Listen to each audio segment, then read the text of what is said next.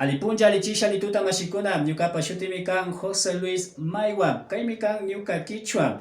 En esta ocasión estaremos aprendiendo a responder a la pregunta ¿cómo estás? Pero en Quichua. Varias personas me han estado preguntando ahora cómo respondo si alguien me pregunta esto en Quichua, pues hoy es la oportunidad de aprender a responder a cómo estás, pero en Quichua. Para ello, pues vamos a empezar conociendo lógicamente la pregunta de cómo estás en Quichua. Se dice, aquí vamos a poner, sí, aquí justamente, Imanayatak Kangi. Sí, pueden repetir, Imanayatak Kangi es la pregunta, ¿cómo estás? Tenemos varias formas de responder, pero yo he resumido en 5 especialmente para que ustedes lo puedan usar de una forma muy sencilla. Recordemos la pregunta, Imanayatak Kangi.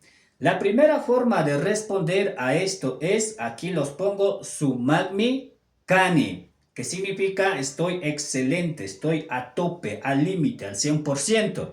Sumagmi kani. Después viene otra forma de respuesta que es aji pachami kani. Vamos a ponerlo acá. Aji pachami kani, que significa que estoy muy bien, ¿sí?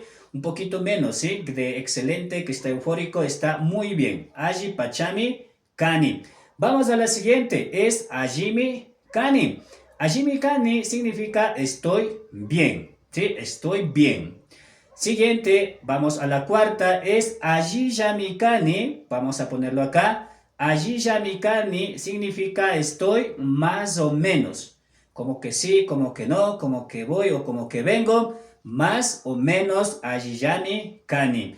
Y la última es, en definitiva, Mana Ajichukani. Mana Ajichukani significa que no está bien, ¿sí?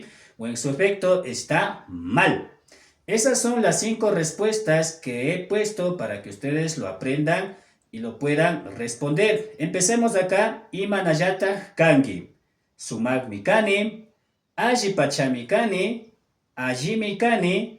Ajiyami Kani y Mana Ajichu Kani.